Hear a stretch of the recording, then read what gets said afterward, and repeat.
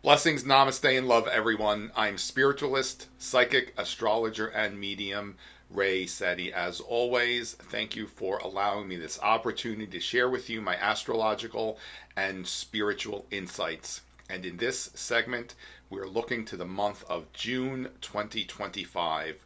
We are already almost halfway through this year. Everything seems to be advancing even more quickly now than it ever has. Remember, time is an illusion. And as I understand it, and I've shared this insight quite often over the years, the appearance that time is accelerating and all things are unfolding even more quickly is because, one, the illusion of the lower dimensions are dissolving. In spirit, time and space as we understand it does not exist.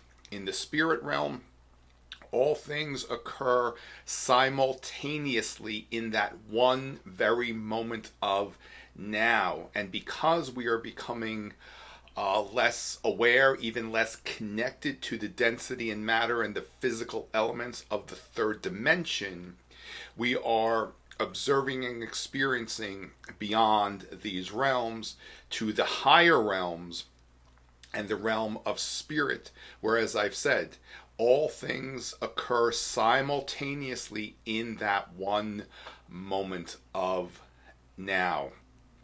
And as I have suggested quite often over the years, to allow ourselves to be very mindful of being in the moment, of being present, to, as difficult as it is in this human form, to not too much think about the times ahead, to what is coming, to be in the present. And that certainly does not suggest that we do not plant the seeds in motion for what we would like to create in the future. And being in the present allows us to be even more creative and even more instrumental in what we are creating as this human time frame is unfolding. Now, that being said, we begin June with Jupiter transiting into the sign of Cancer. Jupiter requires about 12 months, just a little over 12 months, to complete one passage through a zodiac sign. A Jupiter cycle is about 12 years. So on June 9th, Jupiter will transit into Cancer, and the exact moment of that transition is June 9th at 5:02 p.m. Eastern Daylight Time. Wherever Jupiter passages, it expands upon. Jupiter is known and referred to in the astrological realms as the greater benefic. Venus is the lesser benefic. Jupiter is the greater benefic. Jupiter is the one that, as I said, expands wherever it passages, but it brings about many, many blessings and much abundance. That being said, Jupiter can also potentially create abundance in the areas where we may not necessarily choose to experience. As always, when we are mindful of all that we are casting in motion through the creative process of thought, word, and deed, it gives us the opportunity and empowers us to be the master of our destiny and to recognize how we are instrumental in creating all things in our human experiences. As Jupiter transits Cancer, Cancer being the sign which represents, among many things, our emotions, our emotional wellness, or even the lack thereof. It represents our home, the foundations that have been established in the early part of our years. As Jupiter transits this sign, we are encouraged to explore our emotions, our emotional wellness, and the lack thereof, if it does exist, and to correct any emotional discord which we may be experiencing. Also, Cancer represents our home and our home environment. I have also mentioned this over the course of many years as well, that it was the prophet Kahil Gibran who inspired us to recognize that our home is the larger body. Whatever physically manifests in our home environment is a reflection of the conditions and the energies and the elements of all who are present and existing in the home environment. So if your home is not necessarily your sanctuary, this is an opportunity to really step back and reflect on the condition of your home and to create a place that is very much your sanctuary, somewhere where we can go to retreat, replenish, and rejuvenate and be at peace. Every one of us, it is suggested that we enjoy and we are by our birthright entitled to enjoy the blessings of a peaceful home environment. So allow yourself the opportunity to just explore the condition of your home and to create any to correct any imbalance or discord which may be in your home as well. This is also even more reinforced as the sun transits into the sign of Cancer, and I will touch upon that in a few moments. Now, on June 11th, we have our next full moon, and the full moon is in the sign of Sagittarius. The full moon is on June 11th, and the exact time of the full moon is 3:44 a.m. Eastern Daylight Time. The full moon will heighten all things. It brings to fruition whatever we may have cast in motion at the time of the new moon. It heightens, it energizes many things, it brings to light, it brings awareness, and in the sign of Sagittarius, it's an opportunity for all of us to work with and feel that connection that every one of us has with the higher mind, the higher self, as well as the spirit realm. Sagittarius represents, among many things, the higher mind, abstract higher thinking, spirituality, philosophies, our higher beliefs. This full moon is an opportunity to recognize, perhaps, are there any belief patterns that are not necessarily serving a greater purpose for us? This full moon is an opportunity to interact with the higher realms as well as our higher self. Our higher self, as I understand it, is that part of us, it's our counterpart, if you will, which exists in the spirit realm, where we have this etheric umbilical cord connection to that element of ourselves, which, as I understand it, is a perfect representation of who we are, our highest vibrational potential, if you will, that is removed and outside of the lower dimensions and the third dimension and the lower realms, you see. And this is an opportunity for us to really connect with our higher selves. I also understand it that the higher self is who we are striving to become while we are in this human experience. So perhaps this full moon is an opportunity, especially if you've never done so before, to interact, if you will, with your higher self. Allow spirit to share with you the clarity of that element of yourself, and perhaps ask spirit what is required on your part so to become that pristine element of who we have the potential to become. Sagittarius, as I mentioned, represents higher beings, which may be referred to as either angels or extraterrestrials. And metaphysically, we understand that actually angels and extraterrestrials are really just one and the same. And these beings have the willingness to share with us their higher knowing, their understandings, their philosophies, if you will, when we allow them to really share with us their knowing. I've always suggested to when Spirit is sharing with us its understandings, we need to allow ourselves to be removed from any preconceived notions we may have of anything. In order for us to see the bigger picture of any situation, we need to step back and remove ourselves from any understanding that we may have to a situation and allow ourselves to receive alternative insights to those experiences. And Spirit is always very willing and open and available to share with us this knowing when we allow it. I've always said over the years to not tell Spirit how to do its job. Remember, Spirit can see the bigger picture.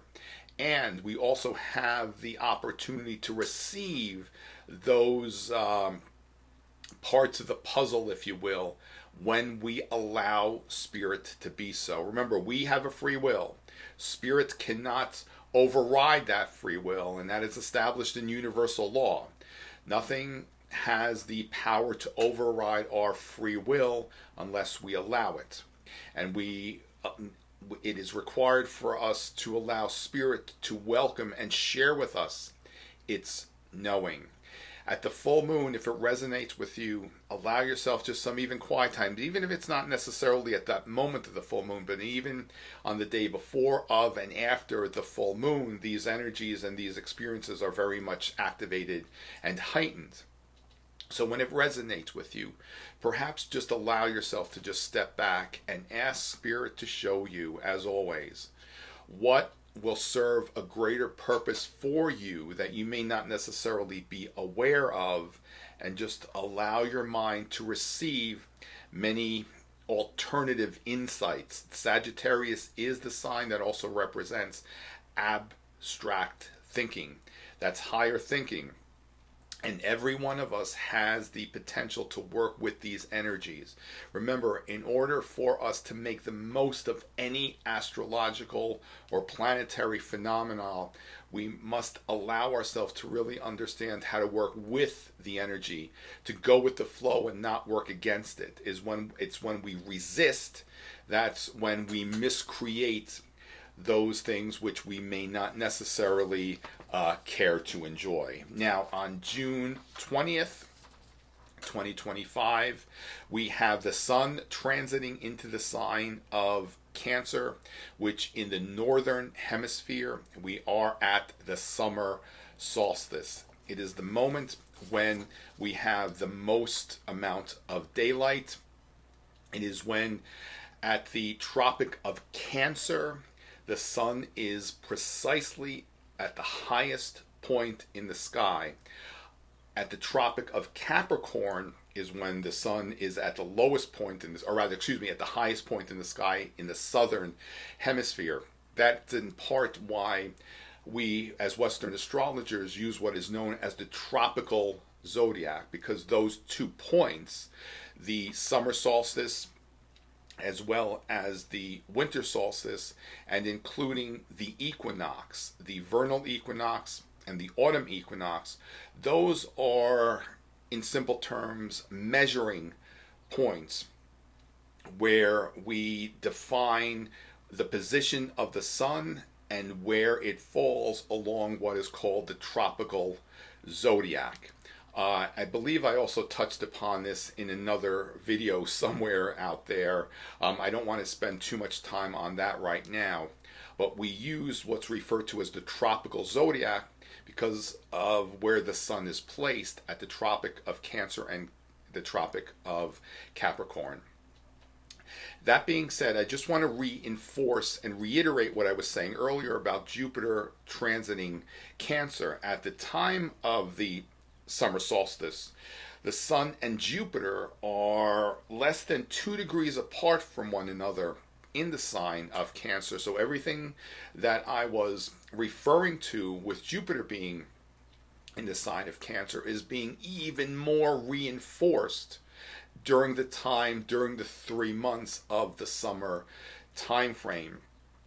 The sun represents certainly life, and it gives life. It is energy. It is our life force.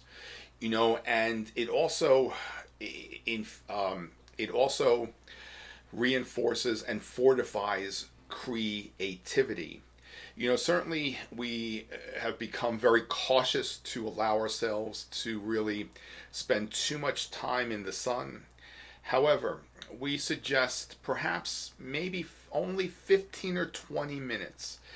And certainly regulate for yourself however amount of time is comfortable for you, but just to allow yourself to be in the sun, especially during the summer months, and really feel its energy and allow that element to really reinforce your will and your vitality. We understand that it was probably in the early 2000s, or 1900s, 20s and 30s, that doctors would actually prescribe sunshine to correct disease as well as any physical discord that we may experience. We've heard so many bad things about being out in the sun, and again, we need to just recognize what resonates with us and understand what is best for us. Certainly we do not suggest enjoying countless amounts of hours in the sun, but to remember that the sun is the giver of life. It is also very, very healing. So perhaps as we go through the summer months, just even maybe 5 minutes a day, allow yourself to just feel that sunlight on your face and to feel that energy source, energy life force being perhaps rebirthed inside of you. Also allow yourself to really explore your emotional wellness as well as willpower. Part of the creative process, or rather the creative process, are the 3 steps of thought, word, and deed. But I also include in that is to recognize that which we are very passionate about. Our passions connect with our emotions.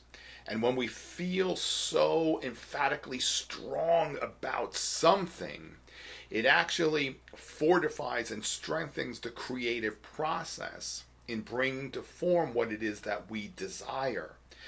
You see, this is why it's so important to really allow ourselves to be in a place of emotional wellness, so that we are even more empowered to really create all that we desire to enjoy while we are in this human experience. I understand that a major component for everyone while we are in human form to remember that we are creative beings. We have the power at our fingertips as well as on our lips to really create all we desire, and that's the exact same power that created all things under heaven and earth, if you want to use that term. Know that is within yourself, but also allow yourself to strengthen and create the emotional wellness within yourselves that certainly will provide many blessings for you while we are in this human experience.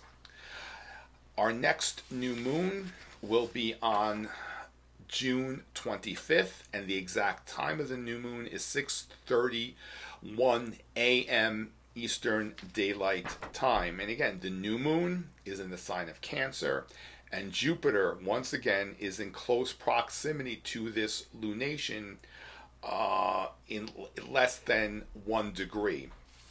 And as I've always touched upon, what we refer to as the balsamic moon phase, which is the last phase of the lunar cycle, which is the opportunity to energetically prepare for what is coming at the next new moon.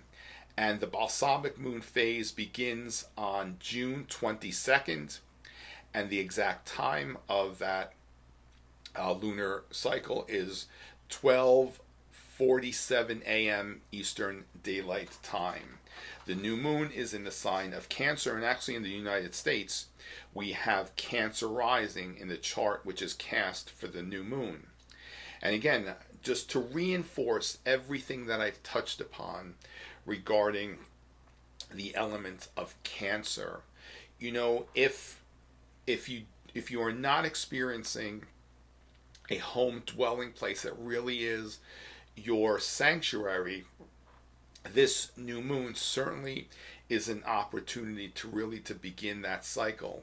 You may even find yourself recognizing that where you are existing geographically may no longer resonate with you.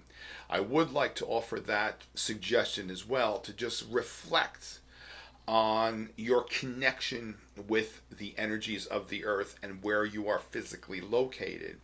Quite often, and many times, if not all the time, when our home and the areas where we have been living, and could be for an entire lifetime, no longer resonate with us, it's because our vibrational frequencies are changing, and we are being inspired to explore those places which are in alignment with the shift in energy of our vibrational frequency. I know many are feeling this shift, which is in part a connection to the greater shift of energy in the outside world. So perhaps allow yourself to explore where you would enjoy to create a new home, if that is what you are feeling. So certainly these summer months are the opportunity to really explore and embrace that opportunity as well. Now, the June time frame is also what I refer to as a trigger point of the eclipse. The eclipse we had in March, as well as the eclipse season that is coming in September. During this month, allow yourself to just reflect on what was energetically shifting and changing for you during the eclipse season that we had in March. What came to fruition? What culminated with the lunar eclipse, which is a concentrated, intensified full moon? A lunar eclipse culminates and brings to fruition that which has been energetically in motion for a considerable amount of time. Generally, a full moon brings to fruition whatever was going on in a month-to-month basis. A lunar eclipse culminates that which has been in motion for at least 6 months, and sometimes many years. Remember, how all of this will manifest for you personally is dependent upon the placements and the exactness of the points, and how it all triggers the elements of your personal astrological chart. And not everyone is going to feel the energies as the same way, if at all. If an eclipse event, for example, forms no exact alignments in your chart, you may not necessarily feel a big shift of energy. It might be something on a much more subtle level. Now, as I mentioned, this eclipse trigger point in June is preparing us for our next eclipse season, which will be in September.